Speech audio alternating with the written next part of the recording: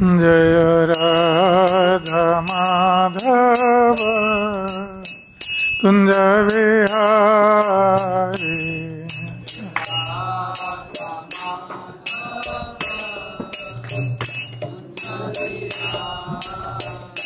जय राधा माधव कुंज बिहारी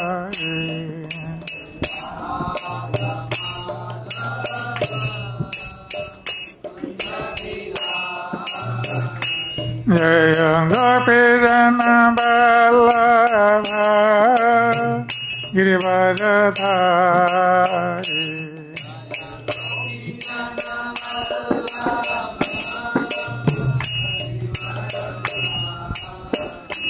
जय गोपीजन वल्लभ गिरिवरधारी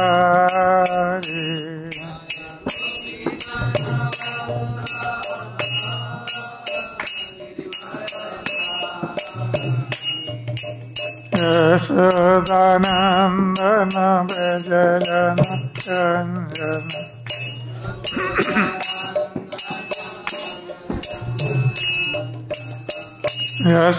यशोदानंदन व्रज जन रंजन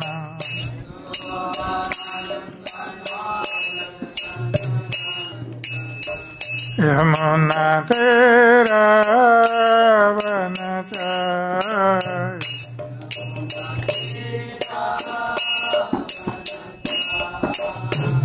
यमुना तेरा वनचारी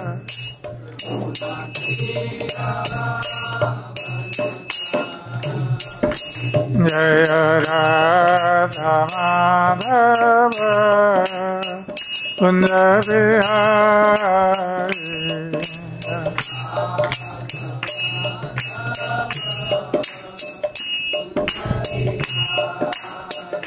जय राधा माधव कुंज बिहारी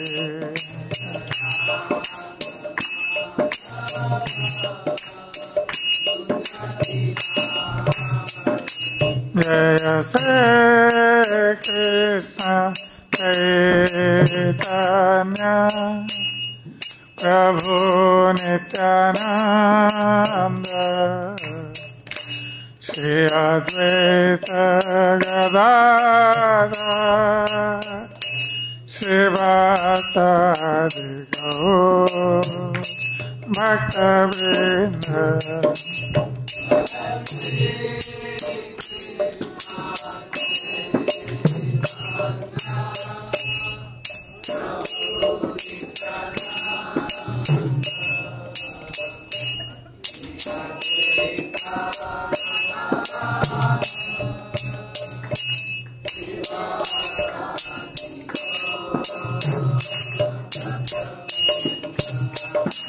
जय श्री कृष्ण चैतन्य प्रभु नित्यानंद श्री अद्वैत गदाधर श्रीवासादि गौर भक्तवृंद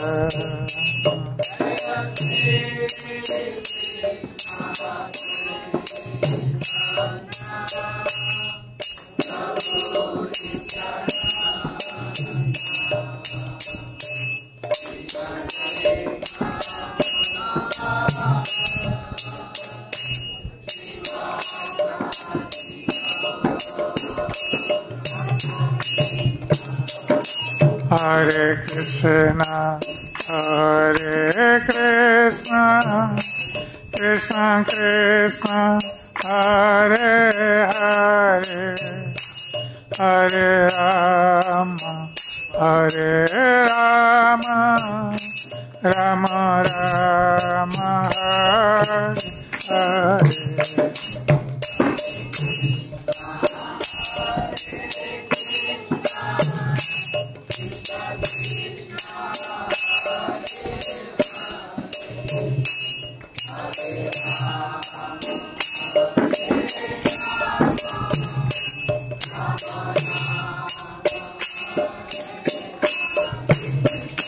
Hare Krishna, Hare Krishna, Krishna Krishna, Hare Hare, Hare Rama, Hare Rama, Rama Rama, Hare Hare.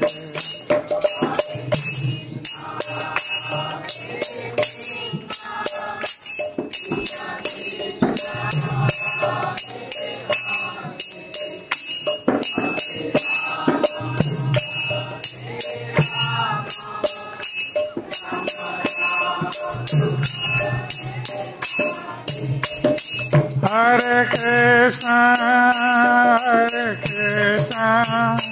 Krishna Krishna, Hare Hare, Hare Rama,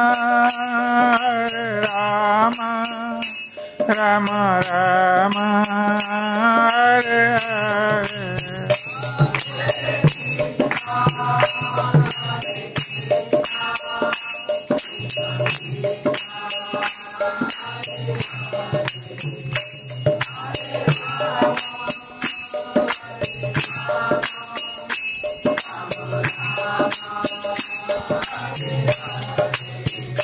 Hare Krishna, Krishna Krishna, Hare Hare, Hare Rama, Rama Rama, Hare Hare.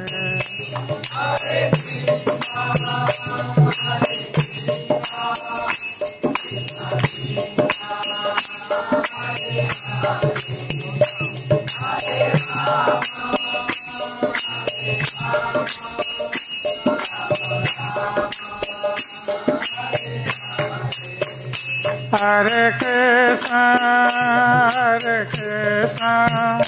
Krishna Krishna, Hare Hare, Hare Rama, Rama Rama, Hare Hare.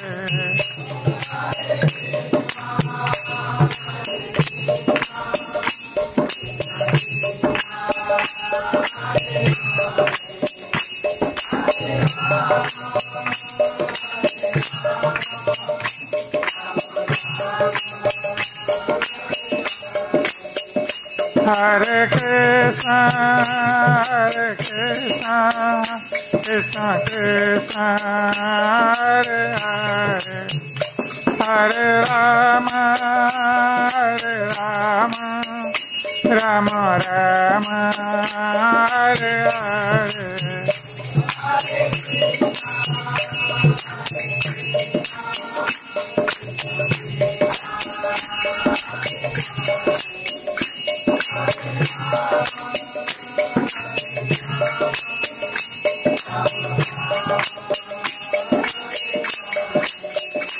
Jaya Krishna Balaram, Krishna Balaram, Krishna Balaram, Jaya Krishna Balaram.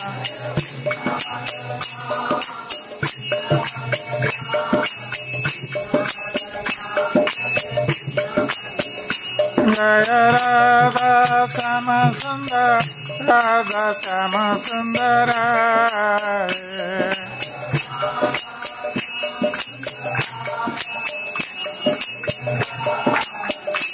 Jaya Gauranitai, Gauranitai, Gauranitai, Jaya Gauranitai.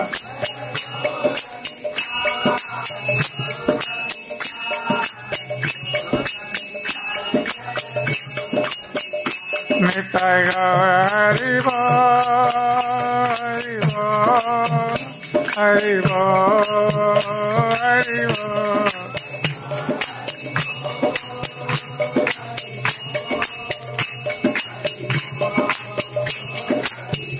Jaya Jaya Prabhupada, Prabhupada, Prabhupada, Prabhupada.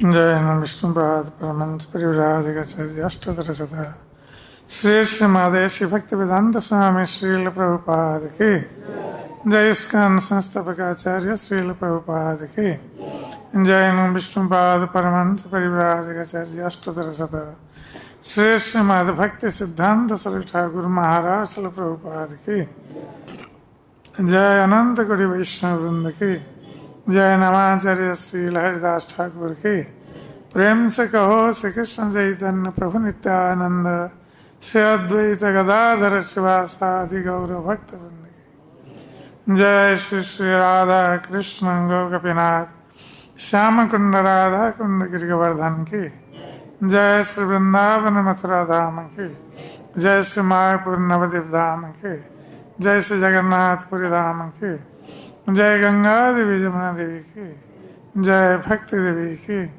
जय श्री तुलसी महारानी की जय श्री हरिनाम संकीर्तन की जय Shri Prabhupada ट्रांसजेंडरल book distribution की जय श्री श्री गौर निताई की जय श्री श्री कृष्ण बलराम की जय श्री श्री राधा श्याम सुंदर ललिता विशाखा देवी की जय श्री श्री जगन्नाथ बलदेव सुभद्रा महारानी की जय समवेत भक्त वृंद की निताय गौर प्रेमानंदे।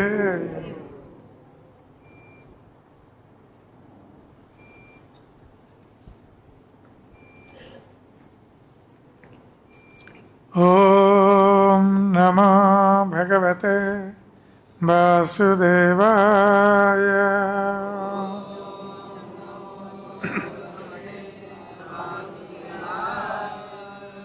ओम नमो भगवते वासुदेवाय।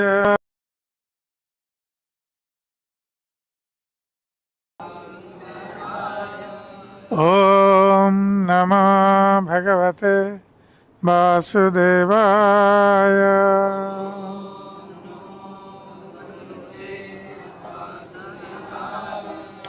नारायणं नमस्कृत्य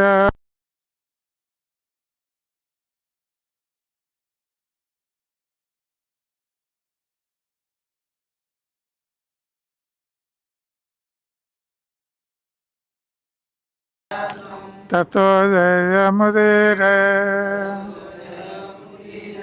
नष्टप्रायेषु अभद्रेषु नित्यं भागवत सेवया भगवती उत्तम श्लोके भक्तिर्भवति नैष्ठिके मूकं करोति वाचालं पङ्गुलं लङ्घयते गिरिं यत्कृपातमहं वन्दे श्रीगुरुं दीनतारिणे श्रीपरमानन्दमाधवम्।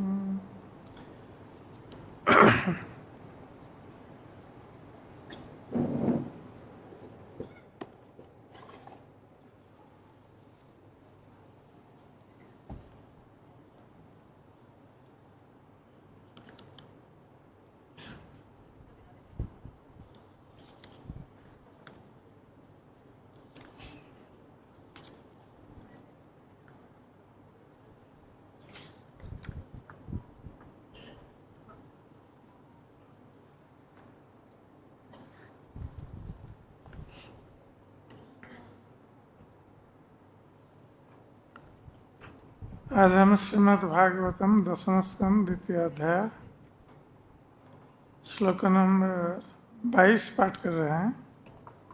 इस अध्याय का नाम देवताओं द्वारा गर्भस्थ भगवान श्री कृष्ण की स्तुति।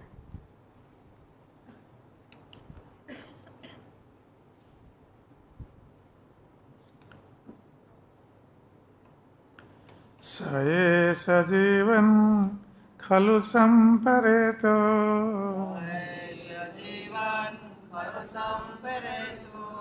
वर्तेत योऽत्यन्तनुशंसितेन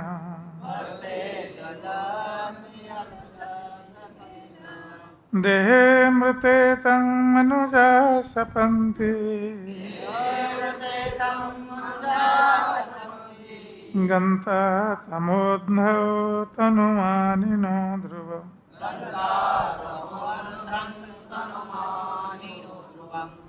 स एष जीवन् खलु सम्परेतो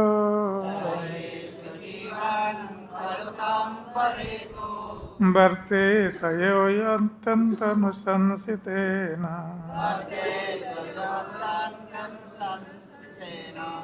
देहे मृते तं मनुजा सपन्ति गन्ता तमोऽन्धं तनुमानिनो ध्रुवम्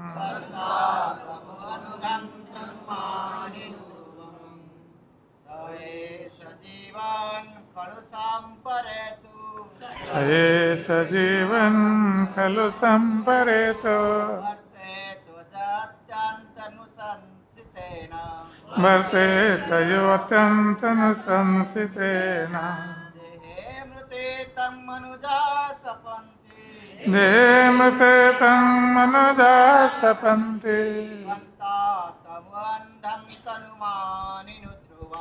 गन्ता तमोऽन्धं तनुमानिनो ध्रुवम् स एष जीवन् खलु सम्परेतो वर्तेत योऽत्यन्तनुशंसितेन देहे मृते तं मनुजा सपन्ति गन्ता तमोऽन्धं तनुमानिनो स एष जीवन् खलु सम्परेतो वर्तेत योऽत्यन्तनुशंसितेन देहे मृते तं मनुजा सपन्ति गन्ता तमोऽन्धं तनुमानिनो माता स एष जीवन् खलु सम्परेतो वर्तेत योऽत्यन्तनुशंसितेन देहे मृते तं मनुजा सपन्ति गन्ता तमोऽन्धं तनुमानिनो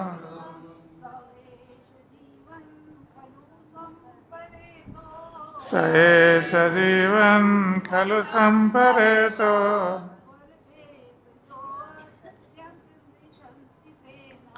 वर्तेत योऽत्यन्तनुशंसितेन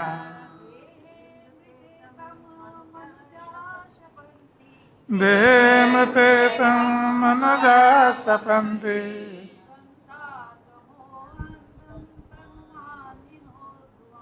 गन्ता तमोऽन्धं तनुमानिनो ध्रुवम् सः वह एषः वो ईर्षल व्यक्ति जीवन जीवित रहते हुए खलु भी संपरेत मृत है वर्तेत जीवित रह रहा है यह जो अत्यंत अत्यधिक नृशंसितेन क्रूर कर्मों द्वारा देहे शरीर होने पर मृत समाप्त हो जाता है तम उसको मनुजा सारे मनुष्य सपंती निंदा करते हैं गंता जाएगा तमः अंधम नारकीय जीवन को तनुमानिनः देहात्म बोध वाले व्यक्ति के ध्रुवम कोई संदेह नहीं।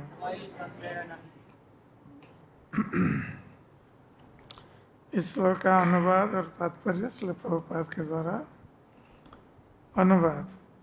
अत्यधिक क्रूर व्यक्ति को जीवित रहते हुए भी मृत माना जाता है, क्योंकि उसके जीवित रहते हुए या उसकी मृत्यु के बाद भी हर कोई उसकी निंदा करता है। देहात्म बुद्धि वाला व्यक्ति मृत्यु के बाद भी अंधतम नरक को भेजा जाता है, जिसमें कोई संदेह नहीं है। तात्पर्य, कंस ने विचार किया कि यदि वह अपनी बहन को मारता है तो जब तक वो जीवित रहेगा तब तक लोग उसकी निंदा करेंगे और मृत्यु के बाद उसे अपनी इस क्रूरता के लिए अंधतम नरक में जाना पड़ेगा। कहा गया है कि कसाई जैसे क्रूर व्यक्ति को सलाह दी जाती है कि वह न तो जिए और न ही मरे। जीवित अवस्था में ऐसा क्रूर व्यक्ति अपने अगले जीवन के लिए नारकीय स्थिति उत्पन्न करता है, अतएव उसे जीवित नहीं रहना चाहिए। किंतु उसे मरने की भी सलाह नहीं दी जाती, क्योंकि मृत्यु के बाद उसे नरक के सबसे अंधकारमय क्षेत्र में जाना पड़ेगा। इस तरह वह दोनों तरह से निंदनीय है। इसलिए आत्मा के देहांतरण का ज्ञान होने के कारण कंस ने जानबूझकर देवकी का वध करने से अपने आप को रोका।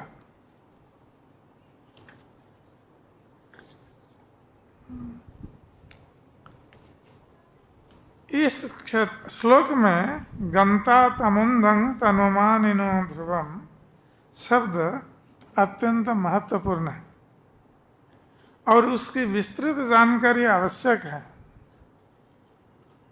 श्री जीव गोस्वामी ने वैष्णव तोषणी टीका में कहा है, तत्र तनुमानिन पापिन इति देहात्म बुद्धयैव पापाभिनिवेशो भवति। जो व्यक्ति यह सोचते हुए कि मैं यह शरीर हूँ, देहात्म बोध में जीता है, वह अपने आप को इस विचार मात्र के आधार पर पापमय कृत्यों में डालता है। इस विचार के अंतर्गत जीने वाला कोई भी व्यक्ति नरक का भागी समझा जाना चाहिए। अदांत गोभीर विशतांग तमिश्रम पुनः पुनः सर्वित सर्वणानम। देहात्म बुद्धि वाला व्यक्ति अपनी इंद्रिय तृप्ति पर अंकुश नहीं लगा पाता। ऐसा व्यक्ति खाने पीने, आनंद मनाने तथा इंद्रिय तृप्ति के लिए कुछ भी कर सकता है। उसे इसका ज्ञान नहीं रहता कि आत्मा का देहांतरण एक शरीर से दूसरे में होता है। ऐसा व्यक्ति जो चाहता है, जो सोचता है, वही करता है, जिसके कारण प्रकृति के नियमों के अनुसार वो विभिन्न भौतिक शरीरों में घोर कष्ट भोग करता है। यावत क्रियास्तविदम मनो वै कर्मात्मकं येन शरीर बंध। देहात्म बुद्धि के कारण मनुष्य कर्मानुबंध अर्थात कर्म द्वारा बद्ध रहता है और जब तक उसका मन कर्म में लीन रहता है तब तक उसे भौतिक शरीर ग्रहण करना पड़ता है। यह शरीर बंध कष्ट का कारण क्लेशद है। न साधु मन्ये यत आत्मनोयम असन्नपि क्लेशद आसदेय। यद्यपि शरीर क्षण भंगुर है, यह अनेक प्रकार से कष्ट दिया करता है, किंतु दुर्भाग्यवश मानव सभ्यता तनुमानी अर्थात देहात्म बुद्धि पर आश्रित है, जिसमें मनुष्य सोचता है मैं अमुक राष्ट्र से संबंधित हूँ, मैं इस समुदाय का हूँ, उस समुदाय का हूँ, इत्यादि इत्यादि। हम में से हर एक के अपने अपने विचार हैं और हम व्यक्तिगत, सामाजिक, जातिगत तथा राष्ट्रगत रूप से कर्मानुबंध की पापमयी जटिलताओं में बंधते जा रहे हैं। शरीर के निर्वाह हेतु लोग अन्य शरीरों का वध करते हैं और कर्मानुबंध में फंसते जाते हैं। इसलिए श्री जीव गोस्वामी कहते हैं कि तनुमानी पापी होते हैं।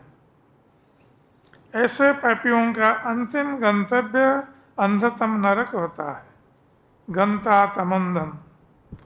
विशेषतया जो व्यक्ति पशुओं को मारकर अपना शरीर पालना चाहता है, वो सबसे बड़ा पापी है और वो आध्यात्मिक जीवन के महत्व को नहीं समझ सकता। श्रीमद् भगवद गीता में श्री भगवान कहते हैं, तान अहं दिशतः क्रूरान संसारेषु नराधमान् क्षिपामि अजस्र अशुभान् आसुरीष्यव योनिषु। आसुरीं योनिमापन्ना मूढ़ा जन्मनि जन्मनि मां अप्राप्य कौन्तेय ततो यन्ति अधमां गतिम्। जो लोग ईर्ष्यालु तथा उत्पाती हैं, जो पुरुषों में अधम हैं, उन्हें मैं इस भवसागर में विभिन्न आसुरी योनियों में डाल देता हूँ। ऐसे व्यक्ति आसुरी जीवन की योनियों में बारंबार जन्म ग्रहण करते हुए मेरे पास कभी नहीं पहुंच पाते। ऐसे लोग क्रमशः अत्यंत निंदनीय स्थिति में नीचे चले जाते हैं।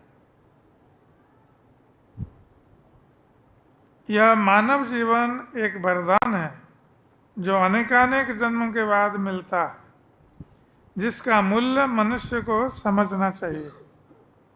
अतः मनुष्य को तनुमानी अर्थात देहात्म बुद्धि से मुक्त होकर श्री भगवान का साक्षात्कार करना चाहिए।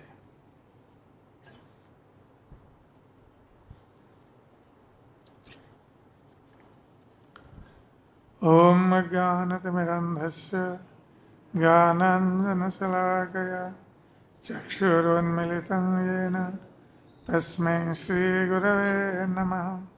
श्रीचैतन्यमनोभीष्टं स्थापितं येन भूतले स्वयं रूपकदा मह्यं ददाति स्वपदान्तिकं।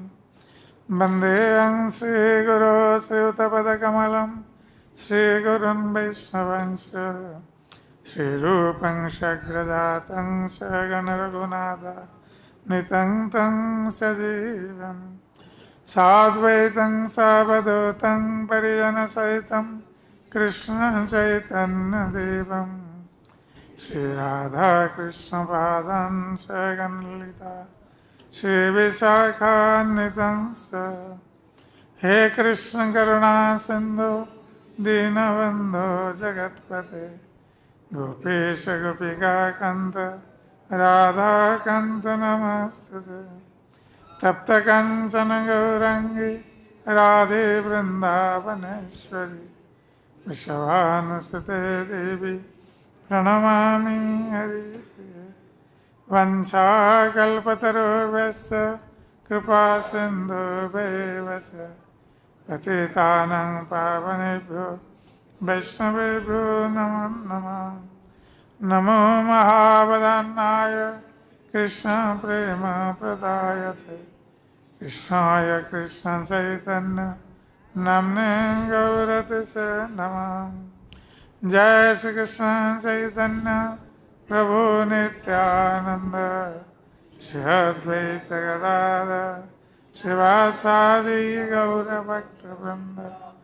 हरे कृष्ण कृष्ण कृष्ण हरे हरे हरे राम राम राम हरे हरे। हरे कृष्ण कृष्ण कृष्ण हरे हरे हरे राम राम हरे हरे। हरे कृष्ण कृष्ण कृष्ण हरे हरे हरे राम राम हरे।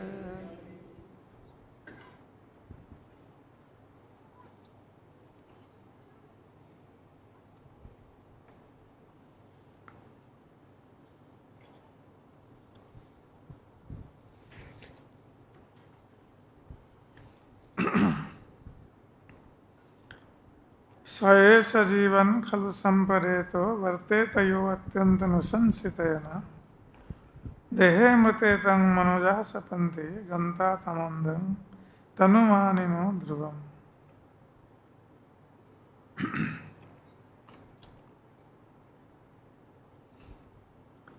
श्रीमद् भागवत के इस श्लोक में कंस कह रहा है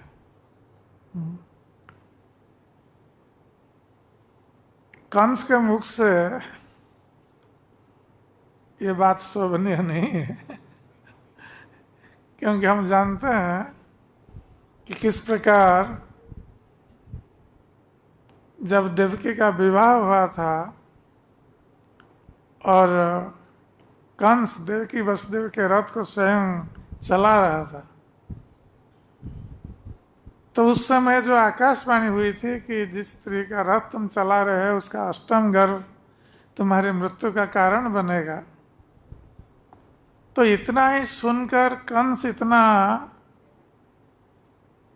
भयभीत और उसके साथ साथ क्रोधित भी कि स्त्री का अष्टम गर्भ मेरी मृत्यु का कारण बनेगा। इसलिए कंस ने सोचा कि अभी इसी अवसर पर, विवाह के अवसर पर, यदि मैं मेरी बहन का वध कर दूं तो मेरा जो भय है कि इसका अष्टम गर्भ मेरी मृत्यु का कारण बनेगा, ये भय समाप्त हो जाएगा। जबकि ये विपत्ति उस समय उपस्थित नहीं हुई थी, केवल कंस ने सुना था भविष्य में ही होगा। फिर भी कंस अपनी बहन को उस समय वध करने के लिए उद्यत हुआ था। ये अश्व के रज्जु को त्याग करके उसने तलवार उठा लिया था देवकी का वध करने के लिए। और हम जानते हैं कि वसुदेव जी को कितना समझाना पड़ा कंस को, कितने सारे उपदेश उनको देना पड़ा कि कंस ये तुम्हारी बहन है और बहन पुत्री के समान होता है, इसका वध करना तुम्हारे लिए उचित नहीं है। कंस वसुदेव जी ने साम दान दंड भेद 4 प्रकार के ही जो कूटनीतियां हैं उसका प्रयोग किया देवकी को बचाने के लिए। किंतु कंस इतना दुष्ट था, क्रूर था कि अपने जीवन की रक्षा के लिए अपनी बहन को मारने के लिए उद्यत हो रहा था और वो वसुदेव जी के किसी भी तर्क को सुनने के लिए प्रस्तुत नहीं था। तो उस स्थिति में कंस अपनी क्रूरता का प्रदर्शन सभी के सामने कर दिया था। वहां केवल वसुदेव देवकी नहीं थे, वहां सारे लोग थे जो प्रोसेशन में जा रहे थे। सभी लोगों ने देखा कंस कैसा आचरण कर रहा है, किंतु कंस उस समय किसी को खातिर नहीं करता था, किसी की परवाह नहीं करता था कि लोग क्या सोचेंगे। इस अवसर पर मैं देवकी का वध करूंगा तो लोग क्या सोचेंगे, ये ख्याल भी उसको नहीं था। जबकि वसुदेव जी बार बार समझा रहे थे, फिर भी कंस सुनने के लिए प्रस्तुत नहीं था। और वसुदेव जी बुद्धिमान थे, इसलिए उन्होंने सोचा कि किसी भी प्रकार अपनी नवविवाहिता पत्नी की रक्षा करना मेरा कर्तव्य है। इसलिए उन्होंने कहा कि ठीक है कंस, तुम्हारा देवकी से कोई भय नहीं है, इसका अष्टम गर्भ से भय है। तो अष्टम गर्भ की बात छोड़ दो, देवकी का प्रथम गर्भ भी, जो भी संतान का जन्म होगा, मैं प्रथम गर्भ से लेकर अष्टम गर्भ तक तुम्हें समर्पित कर दूंगा, और तुम्हें क्या ढोया है, तुम उस संतान को लेकर जो चाहे कर सकते हो। और कंस को विश्वास था वसुदेव जी की बातों पर, क्योंकि वसुदेव जी कभी मिथ्या नहीं बोलते थे। और उनके जन्म के समय देवताओं ने दुंदुभिनाद किया था आकाश में, क्योंकि वो भगवान के पिता बनने वाले थे वसुदेव जी। तो कंस विश्वास कर गया और छोड़ दिया। और वही कंस जो देवकी के 6 पुत्र संतानों का वध कर चुका है, वसुदेव जी लेके गए, पहले तो छोड़ दिया, किंतु जब नारद के मुख से सुना कि सब देवता लोग यदुवंश में जन्म ग्रहण किए हुए हैं उसका वध करने के लिए, तो उसने पुनः एक एक करके वसुदेव जी के 6 पुत्रों का वध कर दिया। और वध करते समय जबकि वो शिशु जो थे वो निर्दोष शिशु थे, ना तो कंस का उनसे कोई भय था और ना उनसे कोई कंस उसे डरने की कोई आवश्यकता नहीं थी, किंतु फिर भी कंस ने उनका वध कर दिया था। ये नृशंसता का, क्रूरता का सबसे बड़ा प्रमाण है कि कोई निर्दोष शिशु, 1-2 नहीं 6 निर्दोष शिशुओं की हत्या करना। और ऐसा क्रूर कंस अब ये सोच रहा है जैसे कोई साधु व्यक्ति दूसरों को उपदेश देता है। और ये अब कंस जो सोच रहा है, ये वसुदेव जी पहले से बोल चुके हैं।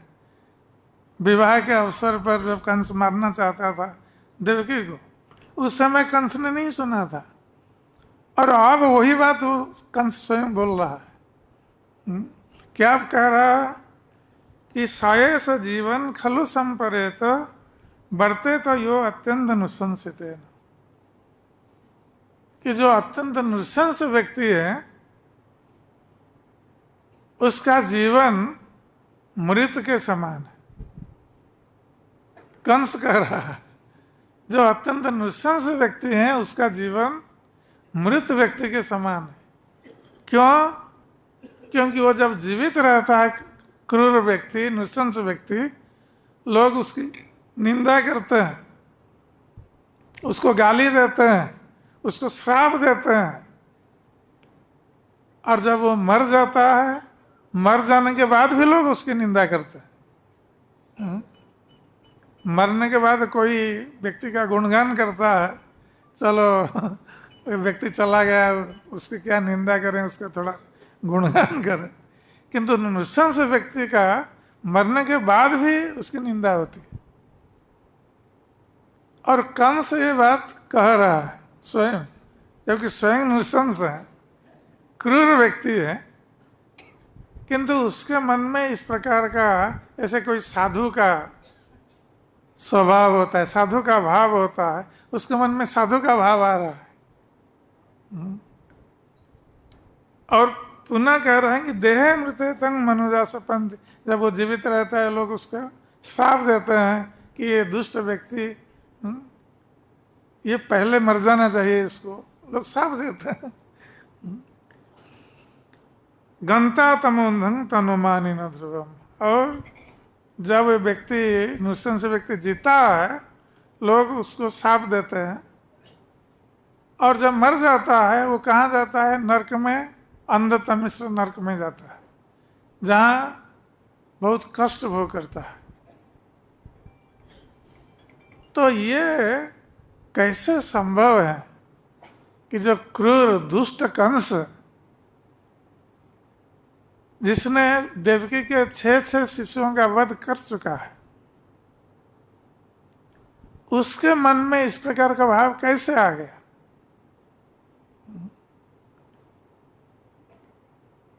कि वो दुष्ट व्यक्ति का स्वभाव और उसको कैसे लोग श्राप देते हैं, निंदा करते हैं, इसके बारे में वो सोच रहा है। पहले वो नहीं सोच रहा था। और कंस अब कहाँ पर ये बात सोच रहा है? जब आया है देवकी को देखने के लिए, क्योंकि उसको समाचार मिला है कि देवकी का अष्टम गर्भ अब आ गया है उसके गर्भ में। तो कंस आया अभी, क्योंकि उसके मृत्यु के कारण अब देवकी के गर्भ में है। तो कंस आया देखने के लिए देवकी को,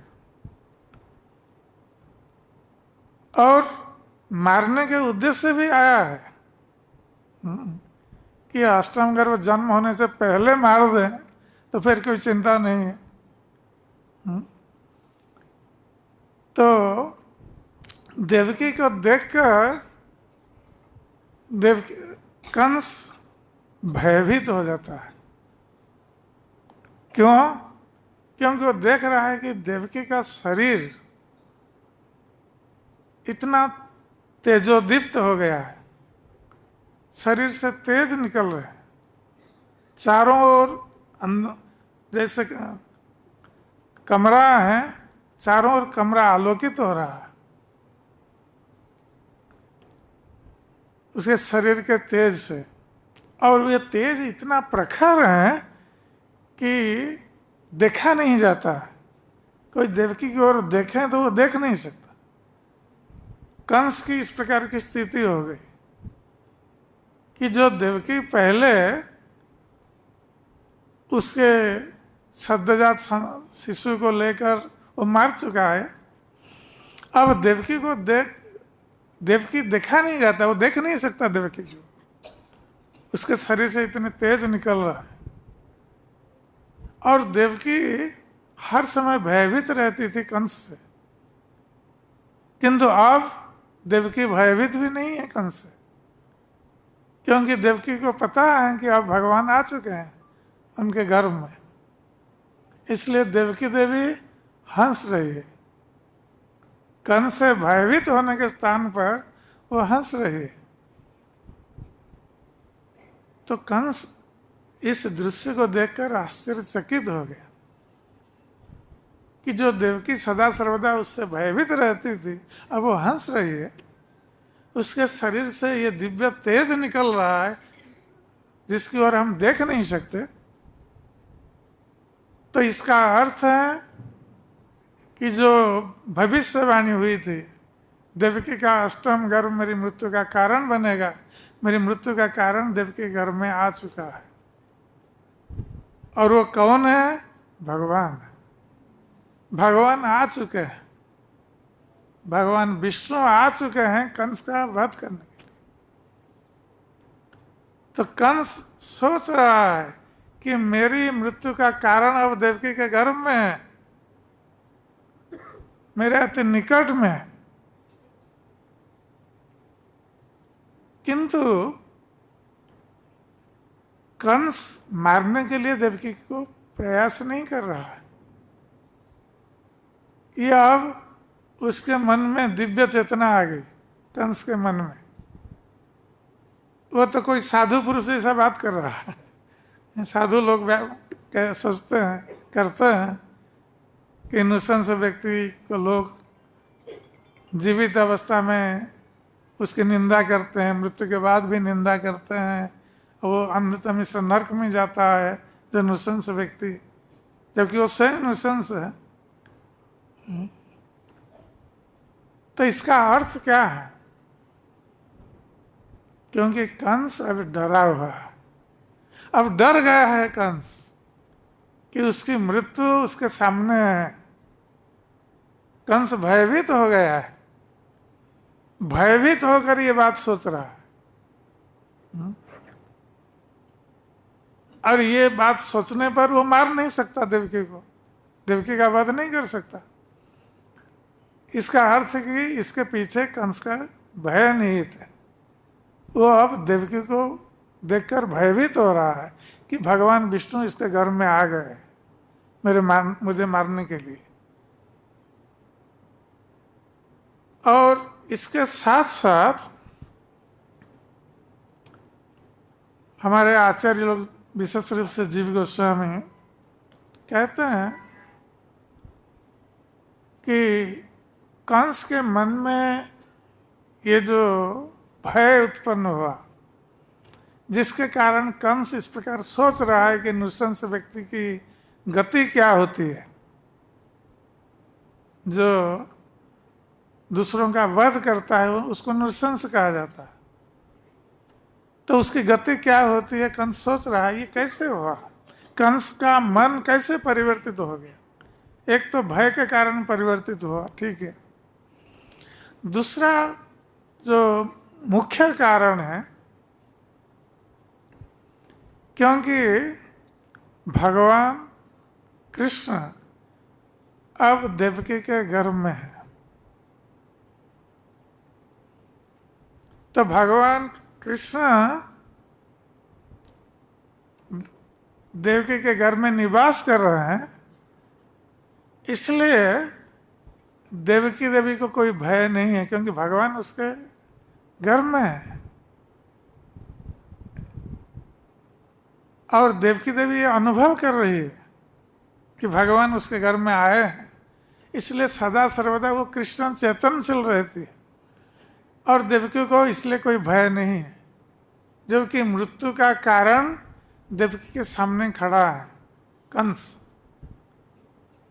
मृत्यु का कारण खड़ा होने पर भी देवकी को भय नहीं है, क्योंकि भगवान उनके गर्भ में है। और देवकी देवी जानती हैं कि भगवान को कोई मार नहीं सकता।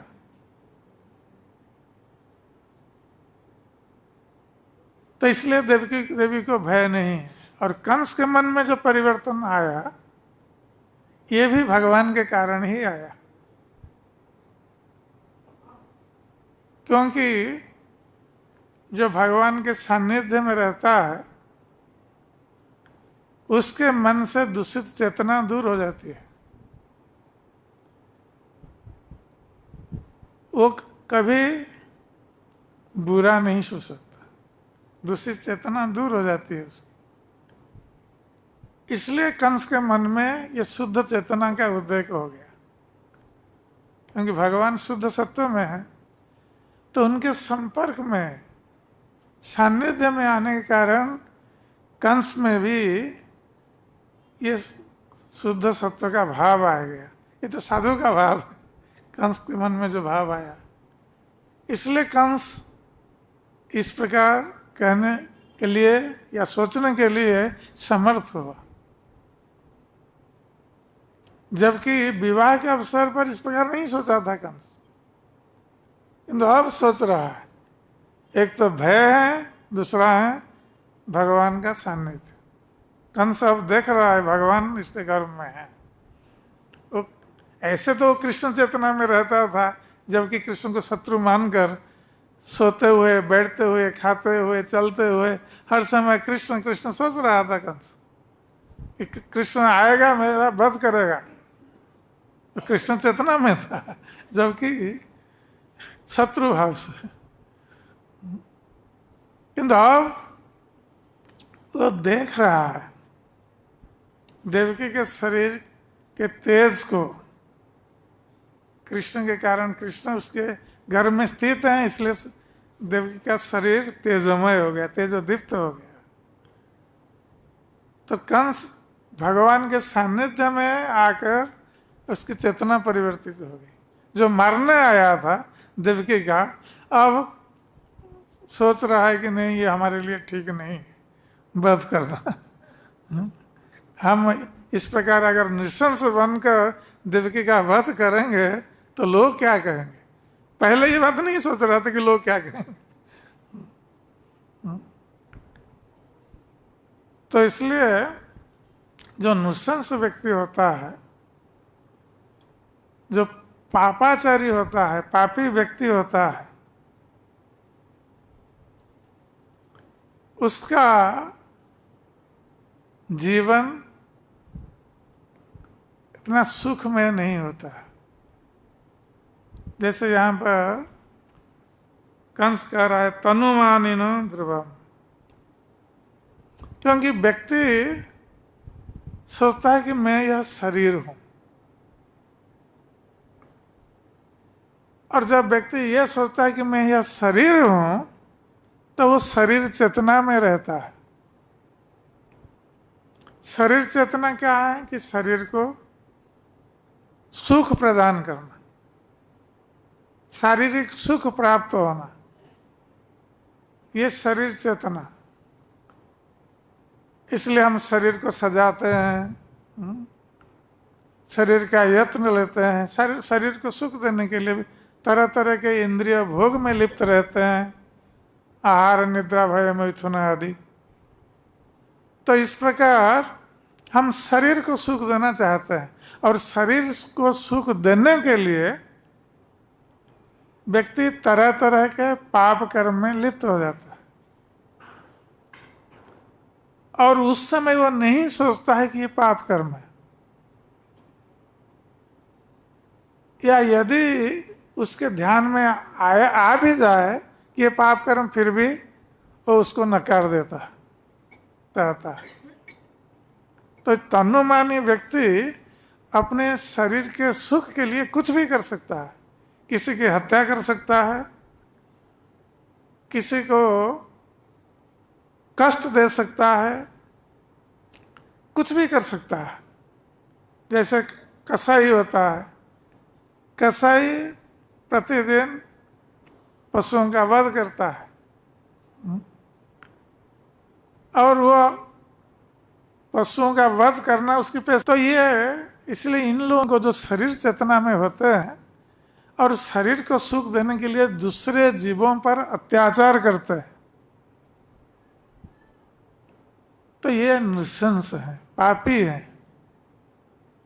और ऐसे व्यक्तियों का जो भविष्य होता है, इस जीवन में तो वो कष्ट भोग करते हैं, और मृत्यु के पश्चात भी अंधतम इस नरक में जाकर उस नरक में कष्ट भोग करते हैं। तो ये श्रील प्रभुपाद जी के उदाहरण देते हैं तात्पर्य में कसाई का।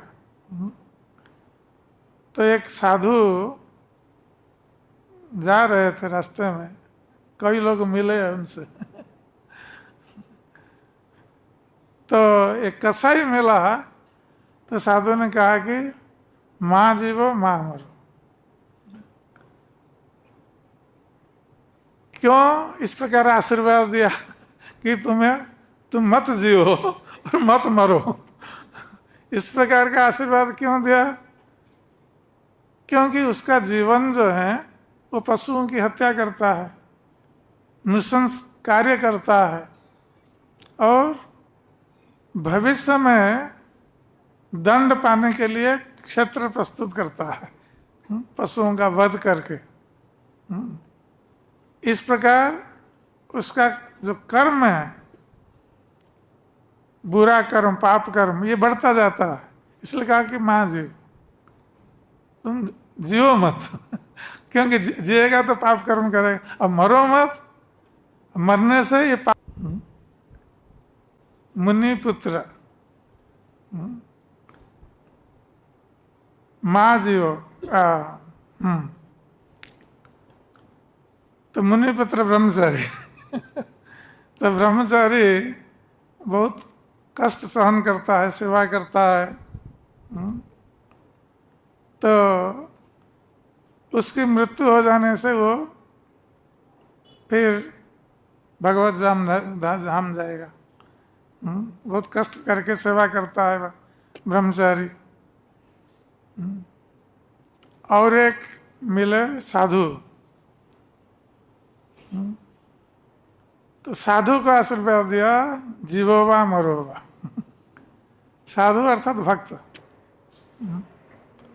जो भक्त हैं वो जीता रहे या मरे कोई फर्क नहीं पड़ता, वो जीते हुए भगवान की सेवा करेगा और मरने के बाद भी भगवान की सेवा करेगा। तो इस प्रकार ये जो पापमय जीवन व्यतीत करते हैं अपने शरीर धारणे के वशवर्ती होकर, उनका भविष्य कष्टमय है, दुखमय है। तो भगवान कृष्ण जैसे प्रभुपाद जी तात्पर्य में बताया था,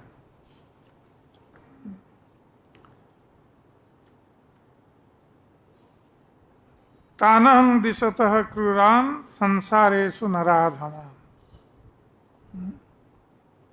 तो जो क्रूर व्यक्ति हैं, दुष्ट व्यक्ति हैं, वो दूसरों को कष्ट देता है अपने शरीर सुख के लिए, वो दूसरों को कष्ट देता है स्वयं भोग करने के लिए, और भगवान के प्रति उसमें कोई भक्ति भाव नहीं रहता। या तो भगवान को नहीं मानता है या भगवान को नहीं चाहता है, भगवान के प्रति द्वेष भाव रखता है। और जो दूसरे व्यक्तियों के प्रति द्वेष भाव रखता है, भगवान के प्रति द्वेष भाव रखना स्वाभाविक है, क्योंकि सभी के हृदय में भगवान निवास करता है। इसलिए दूसरों के प्रति द्वेष भाव रखना भी भगवान के प्रति द्वेष भाव रखना। तो भगवान श्री कृष्ण भगवद गीता में इसलिए कहते हैं, तान अहं दिशतः क्रूरान संसारेषु नराधमान्। तो ये लोग जो दूसरों के प्रति द्वेष भावना रखते हैं, तो ये लोग सब नराधमा है, नरों में, मनुष्य में अधम है। और ये इनकी गति जो है ये बहुत दुखमय स्थिति है। तो भगवान कहते हैं, क्षिपामि अजस्र अशुभान आसुरीं सेवयोनिषु। ऐसे जो नराधम हैं, जो दूसरे प्राणियों के प्रति, मेरे प्रति द्वेष की भावना रखते हैं, उनको मैं आसुरी योनि प्रदान करता हूँ, कष्ट प्रदान करता हूँ। और ये कभी भी हमें प्राप्त नहीं हो सकते, ऐसे नराधम व्यक्ति, दूसरों के प्रति द्वेष भाव रखने वाले। ये कष्ट तो भोग करते हैं नरक में, उसके बाद आसुरी योनि प्राप्त होते हैं, और मूढ़ा जन्मनि जन्मनि, जन्म जन्मांतर ये मुझे प्राप्त न होकर ये कष्ट ही भोग करते रहते हैं। इसलिए मनुष्य जन्म जो है ये भगवत प्राप्ति के लिए सबसे सुगम जन्म है। अन्य किसी जन्म में भगवत प्राप्ति इतना सरल नहीं।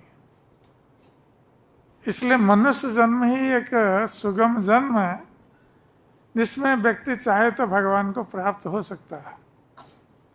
किंतु जो मनुष्य जन्म का दुरुपयोग करता है, वो फिर अंधतम मिश्र नरक में जाएगा, तनुमानिन होकर। मैं यह शरीर हूँ, ये और सब कुछ मेरे भोग के लिए उद्दिष्ट। तो इस प्रकार का व्यक्ति नीचे अधोगामी होगा, नरकगामी होगा और कष्ट भोग करता रहेगा। किंतु मनुष्य शरीर प्राप्त होकर जो अपने शरीर को भगवान की सेवा में लगाता है, भक्तों की सेवा में लगाता है, उसका जीवन सार्थक हो जाता है। भगवान की सेवा और भक्तों की सेवा ये दोनों आवश्यक है। ये नहीं केवल भगवान की सेवा करना और वैष्णवों का अनादर करना। वैष्णवों की सेवा से भगवान प्रसन्न होते हैं। इसलिए भगवान और उनके भक्त दोनों की सेवा में अपने जीवन को उत्सर्ग करना, यह वस्तुतः मनुष्य जीवन का परम सौभाग्य। तो कंस के मन में ये जो सद्बुद्धि का उदय हुआ, एक तो भय के कारण और दूसरा भगवान की अवस्थिति के कारण, देवकी के गर्भ में, जिसके कारण कंस के मन पर प्रभाव पड़ा, सत्वगुण का प्रभाव, शुद्ध सत्वगुण का। इसलिए कंस इस प्रकार साधु जैसा कह रहा है, कोई साधु व्यक्ति जैसे कहता है, जबकि वो दुष्ट है। फिर भी साधु जैसा व्यवहार कर रहा है, देवकी का वध नहीं करने के लिए सोच रहा है, और वध भी नहीं किया।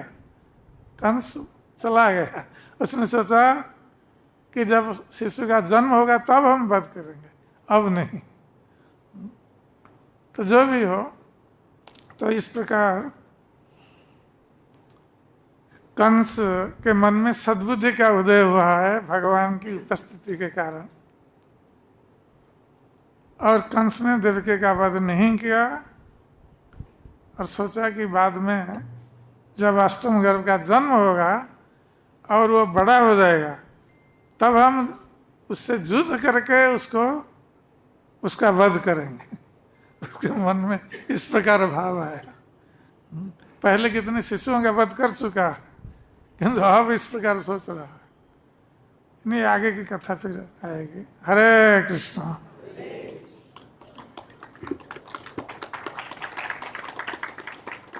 इसका कोई प्रश्न है?